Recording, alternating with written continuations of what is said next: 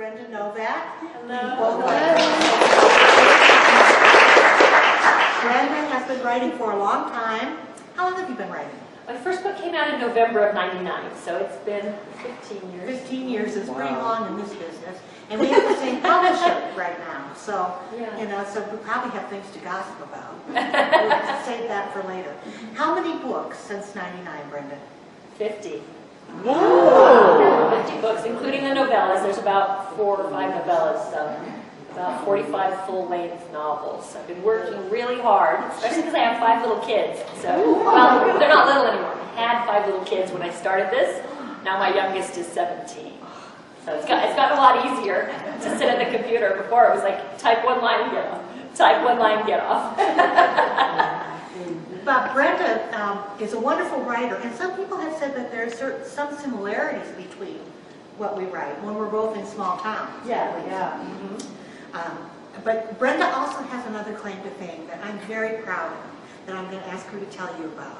Every year, Brenda does a huge fundraiser for diabetes research. Tell us how that started and who is donating and how you run it and what it's all about. It's been a real blessing to my life because of the number of people that have come together and helped me with this. It's gone beyond.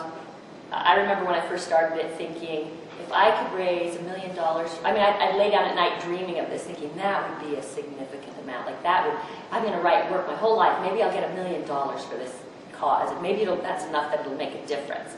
And we have now doubled that. So super excited. And it started because my youngest son was diagnosed with type 1. And you know how motivated a mother can get when their child is threatened. And I had heard a great deal about diabetes. We all do. But there's a lot of miscommunication out there between type 1 and type 2. My son was only 5 when he was diagnosed. And people would come up and say, well, if you just get him out and have him exercise, or if you fed him better, you could fix this problem. And I'm thinking, not quite the same thing as what you're thinking. This is type 1, which is an autoimmune deficiency. But the good news is the money that we are making will benefit both types. Once type 2 progresses, it becomes type 1 basically because you're insulin dependent. So the money is going to the DRI, which is the Diabetes Research Institute at the University of Miami. I went down and toured there, and it was an amazing facility. I was so impressed, and some of the stuff they're coming up with gave me such hope, that we're close, even though it's now been 10 years that I've been doing this. So my son was 5 when he was diagnosed. It took me 2 years to come up with the idea and sort of launch it. And then it's been running for 10. But what gave me the idea was I went to a fundraiser, and these people were doing like a Monte Carlo night. It was super cool, and they raised like $12,000. And I went home in tears going, how can I do that? There's no way I have the money to do a Monte Carlo night. I was a young mother with just starting out with this career in books, and had very little time and very little money, no resources. So I was thinking, how do I do it? How do I do it? And yet I felt this burning desire that would not release me, and so I kept worrying about it and trying to figure out what I could do. And I went to a school fundraiser where they were doing a silent auction, and the people who had put it on had done such an amazing job. I mean, there was great stuff, and hardly anybody there to bid on it. And I remember standing there going, this is so sad, because they're not going to raise much money for all this effort, and they've done such a beautiful job. And it just hit me right there. I went, it's because they have to get everybody to come at once, and they have to try and feed all these people, which is hugely expensive and complicated endeavor, right? So I thought, what if I did mine online and did it over a period of time where people could come, at their leisure, at night after they get off work or whatever, and participate, and just do, instead of dinner, maybe some fun giveaways, and make sure I offer things that people can't find everywhere, like, the chance to meet Robyn Carr for lunch somewhere. That gets people excited because it's not something everybody has access to. So we have, Lee Child last year donated lunch with him in New York City, and that got his fans super excited. We have advanced reading copies so that you can read your favorite author's book, months before it comes out. So that's huge for readers. And if you're an aspiring writer, we have opportunities where you can get read and possibly purchased by a major publishing house, by editors and agents. And all the big, well, they're not 6 anymore, I was going to say big 6, but they're all sort of... How many are they now? I don't even know, but we just got word that Harper purchased our publisher. Our publisher. Yeah, well, I got up one morning, very early when the phone was ringing, to learn that HarperCollins bought our Yeah. So That was a shocker because Harlequin's always been a little kind of outside that set, you know. well, they're small. Yeah. So if they used to be the big six and Harlequin. Right. Now what are they? Well, I think that two others have now come together, so it must be five. Yeah. The big five, maybe. So, mergers. yeah, the trade is consolidating, is what they say. So it's less and less doors to knock on if you do want to sell a book, which is very sad. So, but it does make these reads exciting for people because it gives them a chance. Some editors promise to get back to you within 24 hours, which is unheard of. I mean, our editors, I've had editors joke with me saying, my own authors are going to buy it so that I get back to them on their work, you know, that quickly. So, yeah. But it's all about bringing the writing community and the publishing community to the silent auction. That's what Brenda has melded so perfectly and raised a fortune. Yeah, well, just on signed books, lunches, scholarships to RWA convention. Yeah, that's what Robyn donated this year. Yeah. So if you guys are interested in going to RWA, RWA is really expensive, so it's a scholarship is a good idea. But every year they bid it up over the real cost. Yeah. So they're giving more money yeah, they to are. the charity. And this year we added something new that's really exciting because the whole digital market makes this possible. What we did was we took 14 authors that write contemporary romance and we asked them each to donate a book. And we got Harlequin to license 3 of them because Harlequin owns my entire backlist, and the same for Susan Wiggs and Susan Mallory, 2 other people that are in the box. And they went ahead and were nice. I was really shocked. This is really sort of out of the realm of what a publisher would normally do, but they were super gracious and licensed me these 3 stories for the month of May, which is when my auction runs. And we put together this 14-book. Can you imagine if it was on the shelves? It would be like this long. So I've had people email me going, can I get this in print? I'm like, I'm sorry, no, that would cost a fortune.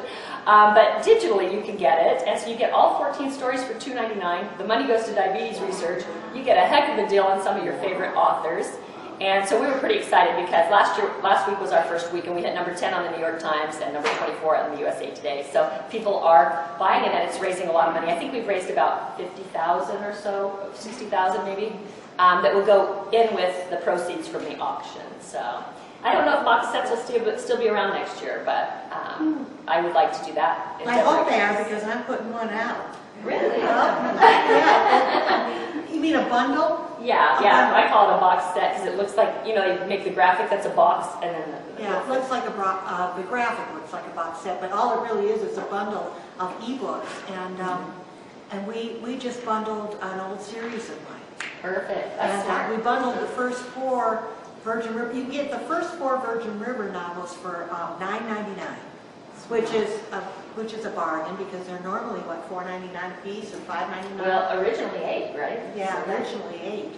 So they're going to bundle the Grace Valley series, so you can get all 3 of them for $7.99 or something. But people, the readers, love the bundles, and they keep writing me and asking me if they're going to be more bundles. So I think it's not only a great way to earn money for a charity, it's a great way to, you know, be read and... Well, it makes your backlist sort of evergreen. You know, I remember globbing onto a certain author, and then you'd go out, and it's so hard to find their backlist in print. This is, you know, before the digital world, and it was frustrating. And so now, a backlist is evergreen. You can, you know, find an author and read every book she's written, and it's fun to get those emails when you're like, I've read every single book you've written. And I thought, you know, that's probably wouldn't have been possible a few years back. They would have been writing going, I can't find this, you know, or I need this one and that one. So it's a brave new world. It's also a little frightening for authors. You guys can probably imagine why. Everything's changing. I feel like we're standing in the middle of an earthquake, and I don't know what's going to be left standing of the buildings that I knew, you know, the landscape that I knew. Everything's just changing, and you're kind of going, am I going to be left standing? Who's going to be here with me if I am? So it's kind of a brave new world, but fun I too. think it's good for us. It's everybody else is nervous. Booksellers are nervous. You know, they don't know if their bookstores are going to fail because of the increase in digital work. But to me, it says the really important part of the whole operation is the story. The story always survives. When I started writing, there were no chain bookstores. They were all little independents, and BEA was then called ABA, American Booksellers Association. And when the big chains came in and took over, ABA was like open warfare Wow. It was, I mean, you're putting us out of business, you're putting us out of business. Well, it worked, they did. Yeah. And then the chains got huge, and the chains started failing. And the little independents started coming back. And it's been, I mean, we've seen lots of constant changes, but the one thing that's never gone away is the story. Yeah, you have a good perspective because you can see this wider panoramic view of what's happened, over all these years. Because it is, for me, I got published when the chains were huge. So to see them go away is very frightening for me, especially when Amazon is becoming most of the market. That's kind of scary because it gives so much power to one entity, which you always fear, is that good for competition? Probably not. So I don't know. And yet they've done some great things too. So pretty tough to figure out where it's going from here. How is your son doing since all this He's happened? doing pretty good.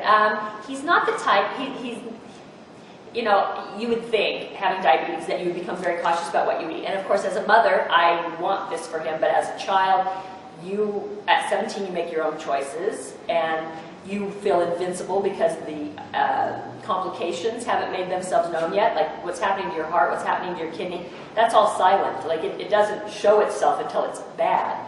So you're forced as a mother, you could lose your kidneys, you could lose a foot, you could go blind. You see what I mean? You don't want your child living with fear, you don't want to ruin their quality of life, and at the same time you're watching them shove a donut down their throat, and you're going, that's killing me to watch that. You see what I mean? And yet they got to live too. Kind of tough. So I don't know, to be honest with you. I mean, he hasn't been in the hospital, that's good. He just moved out on his own, graduated early, wanted to go down to Texas to sell, this is kind of funny, he wanted to go down and sell Dish Network, and I told him that would be the hardest job you will ever have. And he's sort of the show me kind of kid, like, oh, no way, like, I can do it, super confident. And he called me, like, the second day out, it's like, so hot, and he's sweating, and there's nobody home, and everybody that is home has rejected him. He's like, I didn't think I'd want to quit so soon. So I was like, and now you put me in a position where I can't let you quit. You've got to stick out your mouth, because if it beats you, you'll think that you can't do that. And I can't have you thinking you can't do that. Now that you've tried it, you've got to beat it. So I have to say, keep going, honey, you can do it. It's a numbers game. Get out there, and yet I know it. I've done it. I've done it myself when I was a kid, for my husband to set appointments for him to sell insulation before we got married. And I've never done anything harder in my life, but I'm glad I did it because it created a certain strength in me that I didn't have before. I'm sort of like most writers. I don't know if it's true for you, but I'm sort of shy.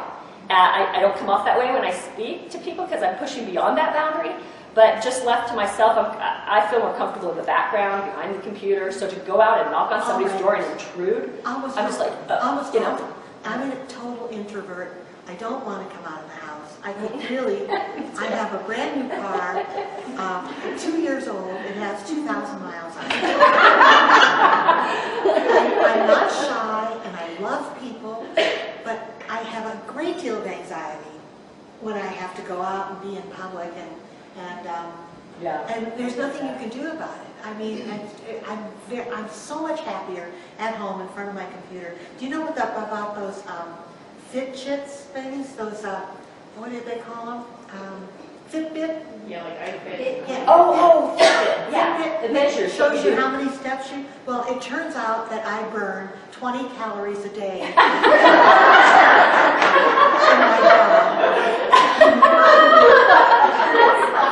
Speaking of a number of things, you never come out of your cave, Mom. It's kind of humiliating. But we're not unfriendly. I don't think it's shy. Yeah, that's probably not the right word. And you can love people, and you can even do a real good job in public. But what the difference between an introvert and an extrovert is, the introvert, when it's over, will be wiped out. Yeah. And the extrovert will be energized. Amped up. And my husband is one of those. So, like, he has to have people around him constantly and play with me, that kind of he reminds me of a lab, just happy, like, let's play for the ball, but it takes interaction constantly. And for me, I can, like Robyn, I never leave the house. My family will bring leftovers up to me. It's like, here, Mom, somebody's got to feed you. You're like the family dog that just stays in the house and we bring feed you every day. I know. And making myself figure out, I've got to motivate myself to have a little more balance, because I can.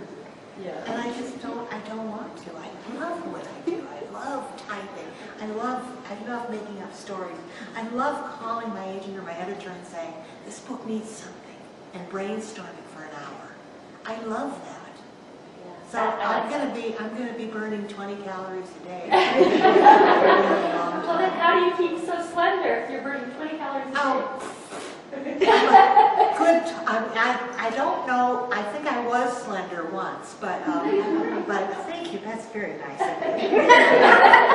Take the compliment first. That's very sweet. I don't get it at the gym where I just heard this morning. My husband works out every morning with 2 girls.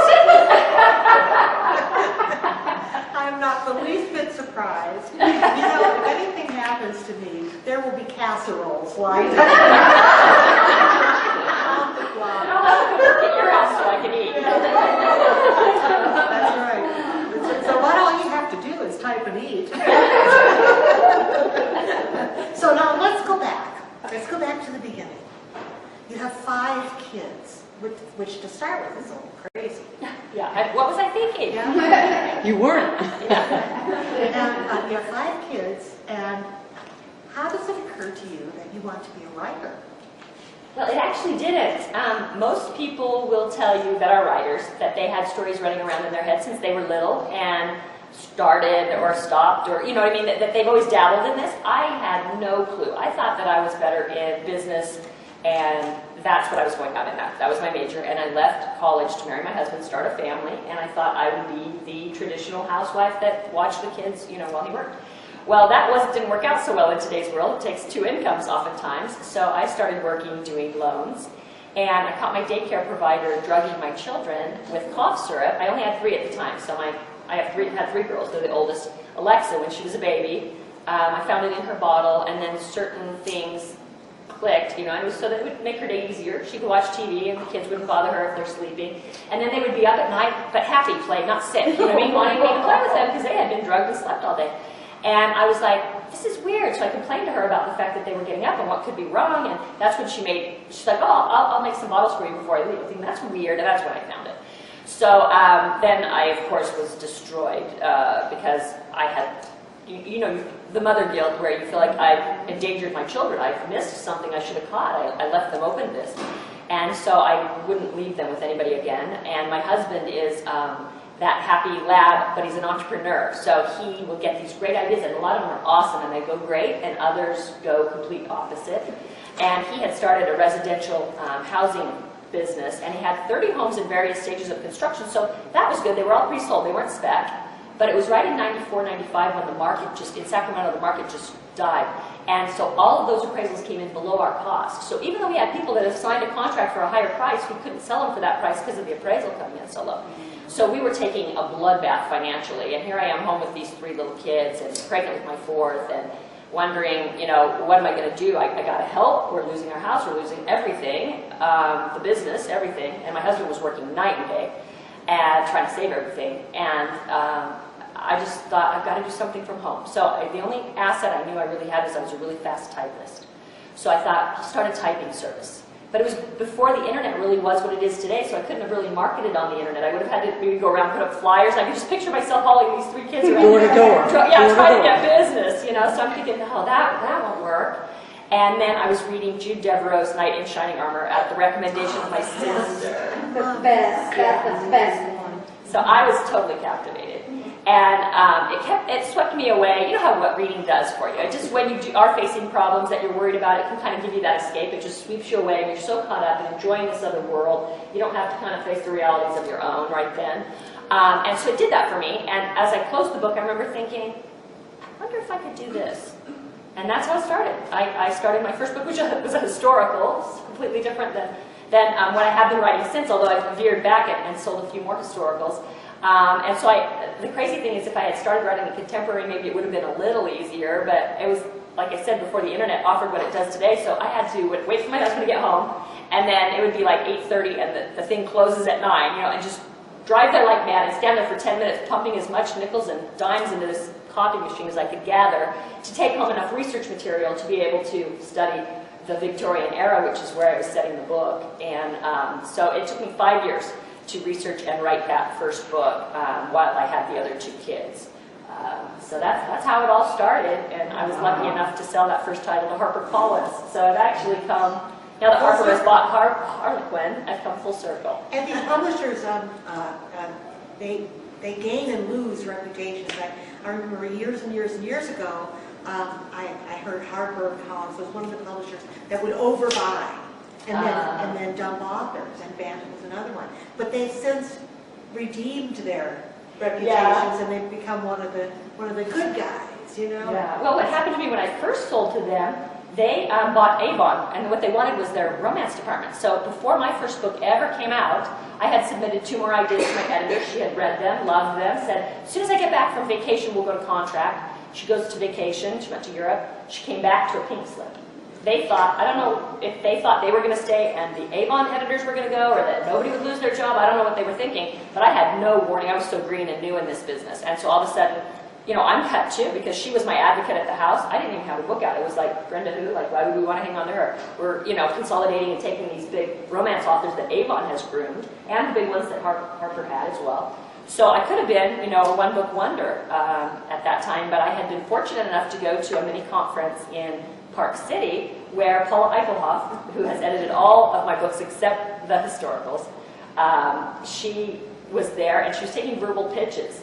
And I had never aspired to writing contemporary. I didn't know what I would write, but I didn't want to miss an opportunity. So I sat down with her with 5 other people, and I'm trying to come up with an idea, you know, for when it's my turn.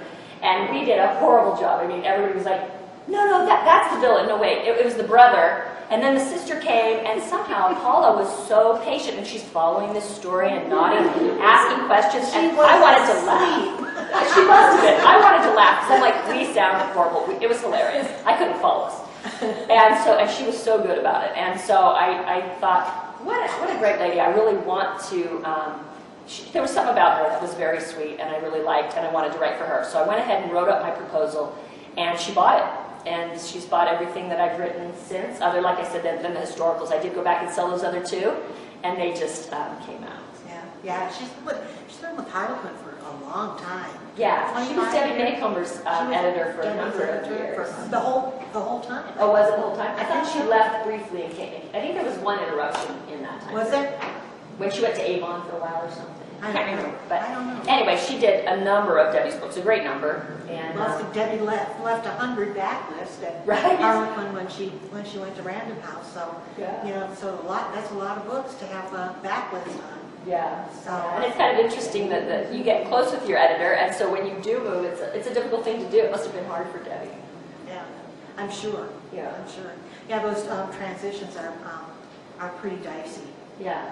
Yeah, I often wonder, you know, it would be hard to leave Paula now that we've done so many together. Yeah, she's a good person, really good person. So, you decided anybody can do this, I'll do it. No, that really wasn't my attitude, because I've heard that before, and that I find kind of offensive. It's a difficult job, and I knew it would. But it was more of a hope, like, I wonder, am I capable of this? It wasn't like, oh, this is so easy, anybody can do this. That, not at all, because I loved the book so much. So it was more, do you think? Maybe, like, I was good in English, maybe I could do this. And so but once it started, then that wasn't the quick fix we needed. You probably heard when I said 5 years. I didn't save our house. But when I would lay down at night, I would think, but my book is good. Like, I believed in it. I loved what I was creating. And I thought, and so that would kind of be my silver lining, you know. I think all this stuff we're going through right now, it's tough, but my book is good. I love it. I believe in it. I think I'll be able to sell it. So that was the plus that came out of it. And then how long did it take you to write the next one? The next one didn't take too long, actually. The Of Noble Birth came out in November, and I had already written Expectations, my first contemporary, for Paula, and it came out in February. And then I've had one every 4 months, pretty much, since then, which is how I've gotten so many of them done. And then I veered into romantic suspense, which was kind of a funny story how that happened, because I pitched this prison book. It starts in prison. And to both my agent at the time and my editor, and Paula said, great. Well, after my agent read it, it was a time where romantic comedy was everything, and people didn't like the dark drama that I love that. I love Game of Thrones. I love Vikings. I mean, that's me. Like, oh my gosh, this is great. You know, it was really great drama going on everywhere. And my strength is, I mean, there's some humor that runs through my books, but certainly not like laugh out loud, slapstick, none of that is really my signature. So anyway, after I wrote this book, I thought, this is my best book, and I was so excited, and I turned it into my agent first, because you always do that to get a little feedback first. And she called me up and she said, this is dark. And I said, she said, it's a prison book. I said, it was a prison book when I pitched it to you. Like, I was blown away. And she's like, nobody's going to buy a prison book. And, everybody wants romantic comedy. And I said, oh boy. So, of course, I was in tears at the end of that call thinking, I've just spent all this time on a book that nobody's going to like. And it was my favorite. So I called Paula, good old Paula, and she said, she's not the one who buys it. I am. Send it to me. So I sent it to her, and she passed it all around. She loved it so much. She passed it all around Harlequin. And for the first time, I had people coming up to me at conference going, I read your book. I love it. We're going to turn it into a single title, because I was writing for her series line at that time. So they were going to turn it into a bigger book with a different type of cover. And so that was fun. That needless to say, that agent didn't remain my agent, not because she didn't like the book, but because she was so disconnected with, did you not hear what I said before I wrote this book? Like, where were you in the process? Because it didn't change from what I pitched it. So it was more that, more the disconnect. It definitely helps when everybody's in the same canoe. Yes. Right?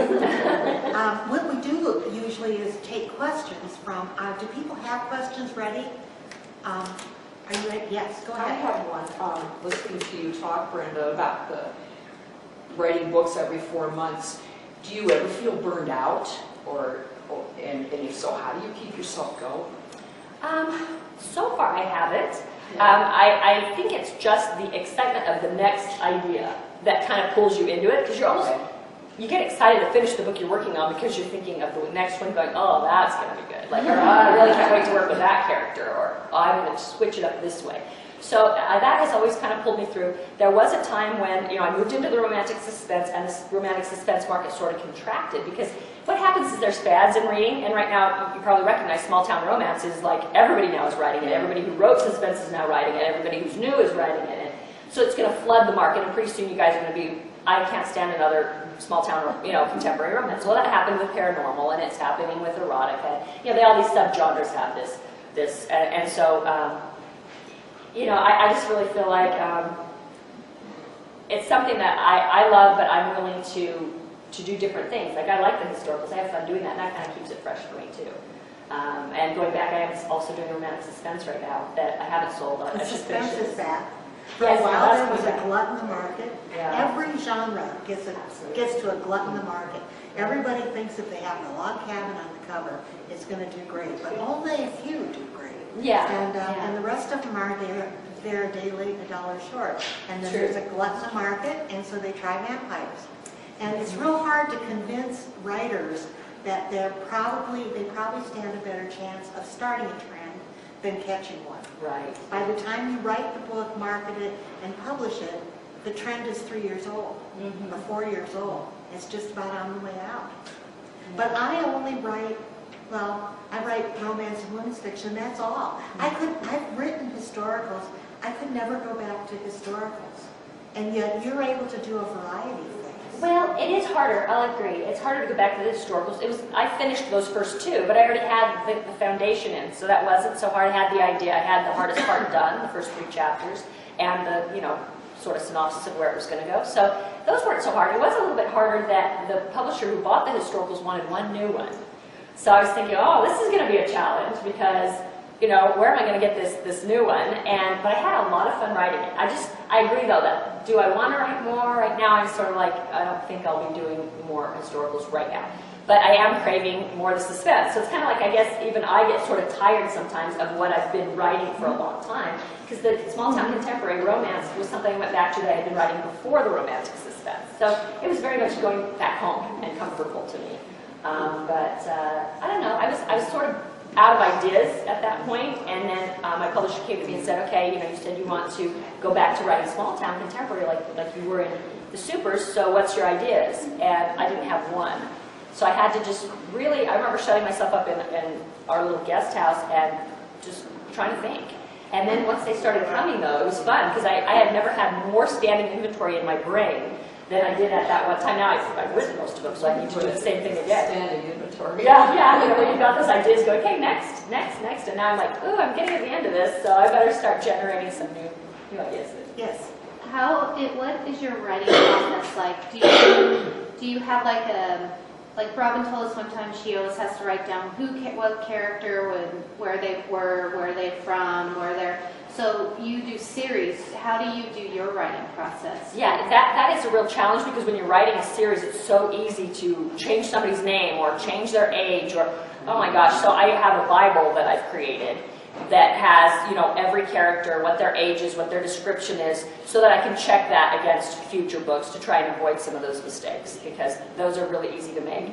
But, you know, as far as writing process, sometimes I don't refer back to that right away because I just want to get into the conflict is what drives me. That's the engine of the story that really, it drives the story, the engine.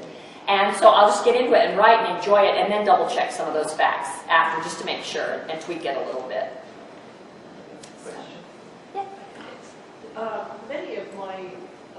Many of the authors that I read they're co-writing now with someone else, which I find sometimes annoying because I like the original author.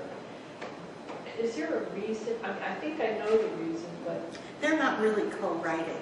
well, you know, I don't know whether to burst that bubble. Yeah, they're not really co-writing. They're finding authors that they tend to think they're adequate or good enough, and they edit their finished work and put their name on it, and they haven't written it at all. It's branding, It's basically. branding, and they're making money. And they're usually, because if they're hugely famous, like, what's a good James example? Patterson. James Patterson or Janet Ivanovich, if they're hugely famous, they don't even, that author that wrote the book isn't even getting 50% of the proceeds. It can be, I mean, Clive Cussler told me once that his agent said, oh, you don't have to give him 50%, you can give him 10. And Clive said, no. Yeah, and I know, and it's a lot of money, so it's hard for some authors to turn down because I know somebody that was offered, and he's a pretty big name in legal thrillers, he was offered, you know, over $1 million to lend his name, basically, to, you know, a fledgling writer who could then build their own readership, you know, through this way. So I think my first encounter with it was Sidney Sheldon, and I was not a published author, so I came at it definitely from your perspective, where I was heartbroken, like, what happened? Like, I loved every book, and now I'm just so, no, this isn't the same, you know, I was disappointed.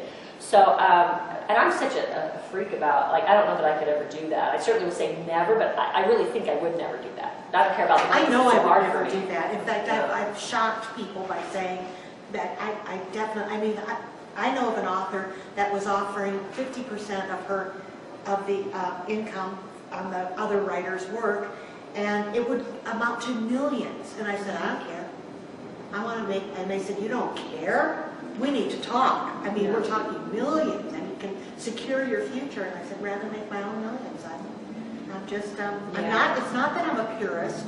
There's nothing wrong with it. It's completely legal. That the author's name is on the book, so you know.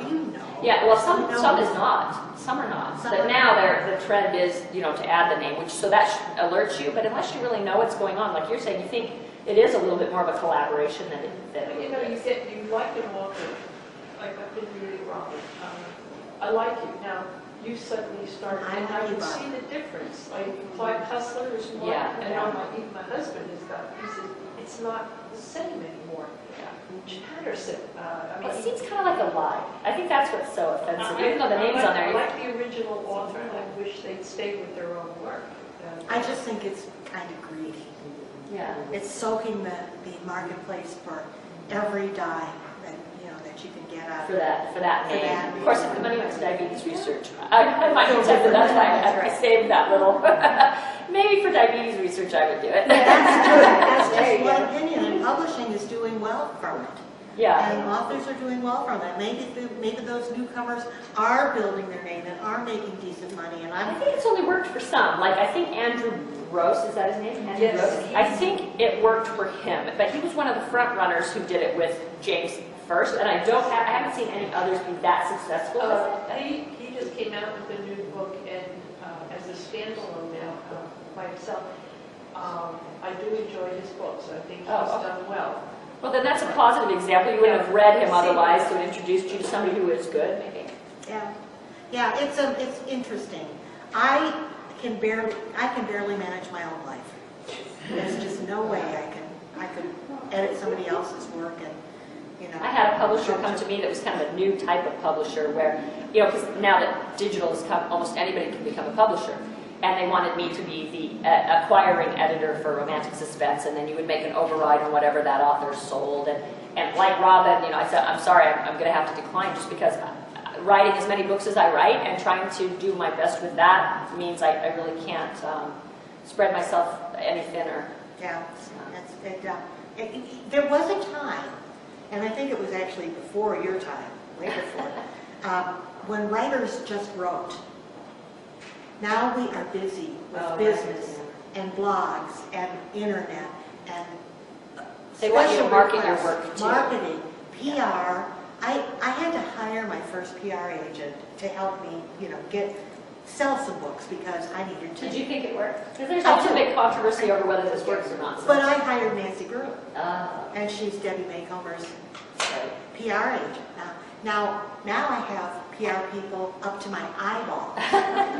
And they want something 3 times a day. Yeah. An article, a blog, a Q&A. Could you, as I was going out the door, can you get in touch with your audio publisher and get a JPEG of the cover for 4 friends? I need it in 15 minutes. I just deleted it. No, I can't. Brenda's waiting for me.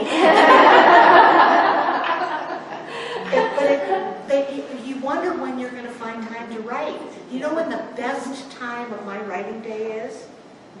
About 4 o'clock to I'd say 3 o'clock to 6 o'clock. Because it stops a little Because bit. it stops because New York and Toronto are closed. Yeah, I agree. Because it's packed. Or on Friday, because people aren't as intense on Friday and some of them are taking off. So I'm like, somehow I wonder, like, how am I getting so much more written on Fridays? And I'm like, because I'm not being bombarded by, and I probably don't get nearly as much as Robyn, but... Everybody wants a piece of you, and they go through your PR agent, your editor, your literary agent, or somebody else, and so the trail, the paper trail, gets longer and longer, and it's necessary. And I don't want to do it, but if I don't do it, they'll ask Brenda to do it or somebody else to do it. And so you take that opportunity when it comes, if you can possibly do it. Now, do you have an assistant? I do, for the auction mostly, though. For the Because auction. now what's happened, it's made it easier for me. Actually, I had to hire somebody to help out more when things were about mailing all the time. Now there's a little bit less of that, because I have to end up writing the blog anyway, so it doesn't make sense to have her set it up. You know, they just email me, and I will write the blog.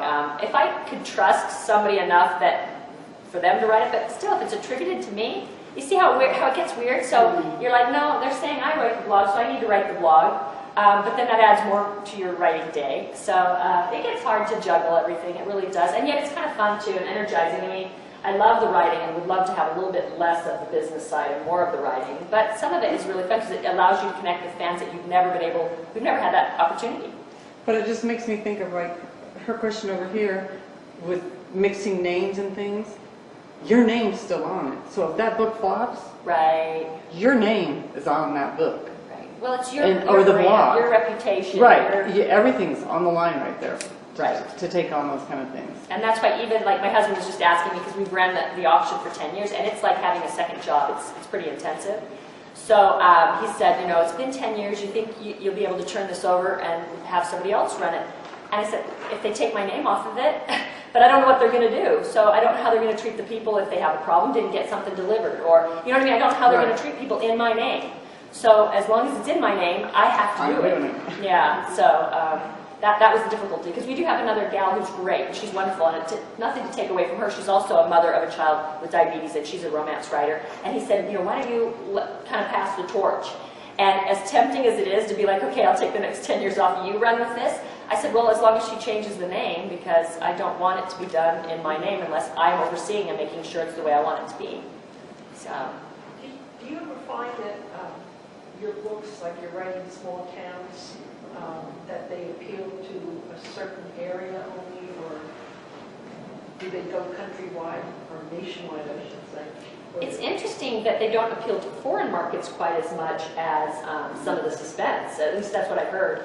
That the suspense novels seem to appeal more in Germany and some of the others. That because you can imagine small town is sort of an American phenomenon. The way we write it, they're American small towns. So I have heard that.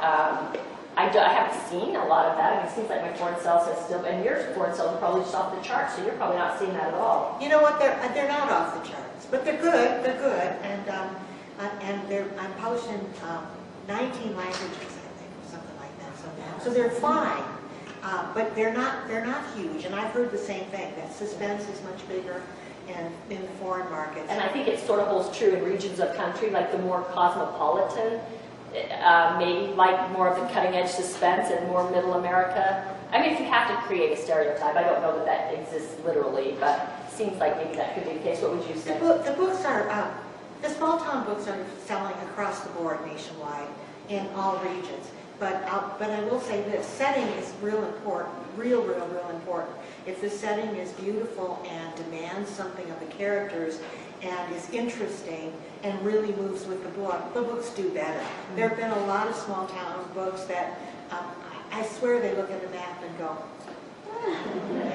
there, I'll put it there. Who cares? It's kind of just a backdrop. It's like a backdrop to a romance.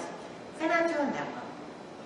You know? Yeah, They're not rocking the world. The town has to be a character in itself. If it's going to be a small town story, the town has to be a character. And when that happens, and when it's an interesting character, like the Chesapeake Bay series or something like that, you get a real sense of those books. They have a tendency to do very well. And I think if the author has a real connection with the place, it sort of bleeds through. Like where I'm setting my Whiskey Creek books, although it's a fictional town, it's modeled after the Gold Country towns where I live. So I mean, they're within 30 minutes of my house or 45 minutes of my house, and they're where I go antiquing. They're where I go spelunking in the caves. They're where I go mountain biking in the mountains. Well, I can do heights, but I can't get in real narrow things because of my claustrophobia. But I'll do the vertical stuff and the big cave part. But my husband, when he wants to do the actual, he got me to do it once. He guilted me because it was his birthday. That I almost freaked out so many times, and now I look back at that and go, I have no idea how I got through it. I'll never do it again. So he knows that was it. Like you twisted my arm, I did it, and now it's over. Brenda, you're interesting. You do Well, they have things some I've cool never things even over thought there of. in that area. I mean, these towns are like, the towns that time forgot because they still have these Western boardwalks and, Victorian bed and breakfasts that have been remodeled. Just really a lot of character to the towns themselves. And so if you love those kind of towns and you're real familiar with them, I think it's easier to build your community inside your books. And so like what Robyn was saying, if you just pick a spot and you're not connected to it emotionally, you don't particularly know much about it, it kind of leaks through into your story. We're all very spoiled and don't really realize it. You have no idea how many thousands of my readers don't have bookstores. In fact, they may not even have a Walmart. And Walmart is the biggest bookseller in America. They may have only a drugstore and a few grocery stores. And they have very, very limited shelf space. So that what they're getting to choose from, and some of them don't have libraries, or they're very poor libraries, or That don't get mass market. yeah, they don't take mass market. So they have a very limited selection of bestsellers to choose from. And they don't get to discover new writers who are going to be bestsellers. And they write me all the time and say, where can I, and I'm amazed at the number of people, I said, well, if all else fails, Amazon will have it. They don't use credit cards. Yeah, that's true. I've run into that with the auctions. And I'm so surprised. My credit card is like glued to my hand. But it stuns me to know that distribution will not reach these people, and they're not living necessarily in the boondocks. They're just in a town that doesn't have a bookstore, doesn't have a few big box stores. The population won't support it. I went looking, when I was writing the Virgin River books, I went online looking for where's the nearest Home Depot and the nearest Walmart and in Humboldt County, and I was astonished to find in an entire county, one. Yeah, I mean, most people picture California being so populated, but it's agricultural based, and some of the northern counties especially. I used to work for a state senator, and that was our district, was those northern counties, and they're very conservative, rural, sparsely populated, a lot of timber. So yeah. So I was talking to a highway patrolman in Humboldt County, and he lived on the river and in the backwoods, and he said, you know, we get cops who volunteer to come here, but they don't last long. And I blame the wives. And I said, well, yeah, they want their eyebrows waxed without driving 400 miles to get an eyebrow waxed. Another question? We have time for one more question. Yes. I look forward to your auction every year. I've been doing it for a few years, and then last August became personal when my son was diagnosed. Oh. And so I was just wondering, that transition was very traumatic for not just him, but for our family. Have you considered really taking that big leap outside of your genre and writing something marketed to kids who are in that time? I haven't really considered it because I think that my strengths, children's books are more difficult to write because every single word has to be just the right word. It's actually more restrictive, and I just don't see myself as that being my strength. So I've kind of tried to focus my talents into the raising money. That's what I thought maybe I could do. Find one thing that I could really maybe be good at and push hard.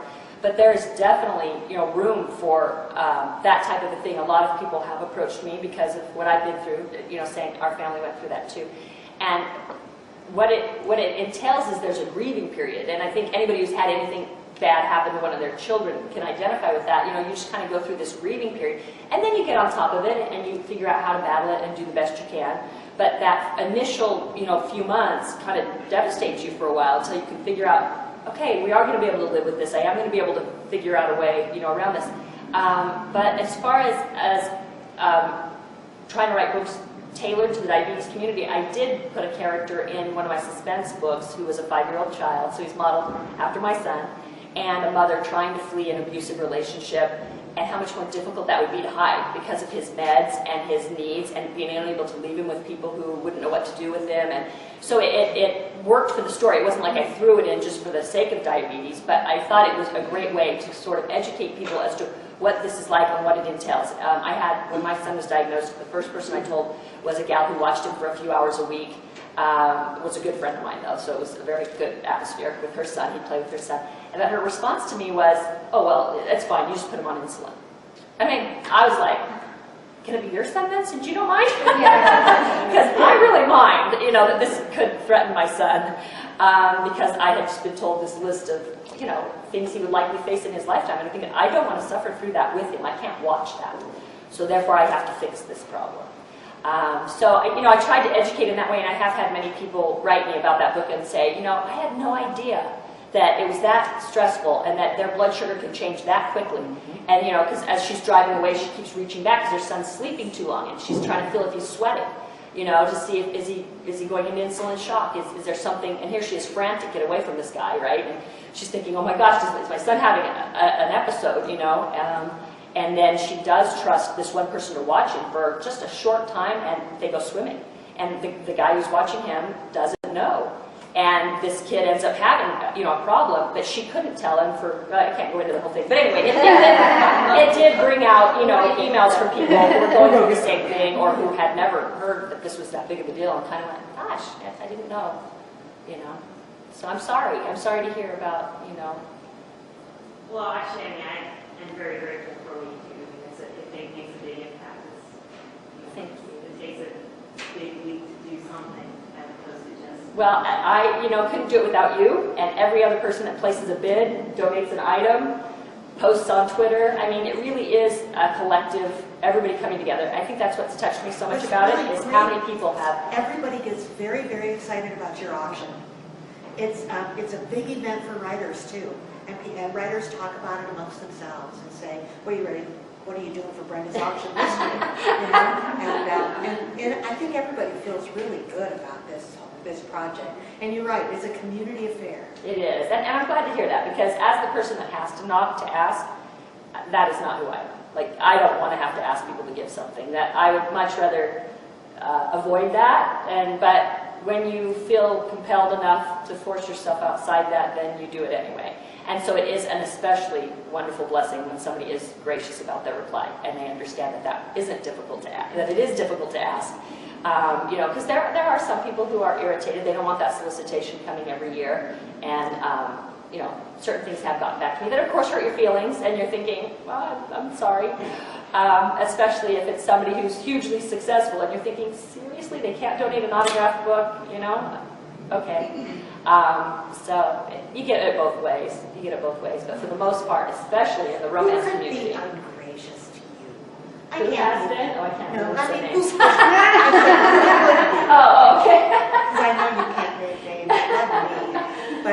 But you know what? I think there's a list of published authors someplace on the internet, because I get requests. Yeah, and that's the other thing. Yeah, you do, and you have to realize these poor people are getting pummeled. You know what I mean? It's not just my request. If it was just my request, it'd be different. But there's I have a bunch. I have a standard. You know, when it's a library that's going to have a function, I support libraries, and I support other authors.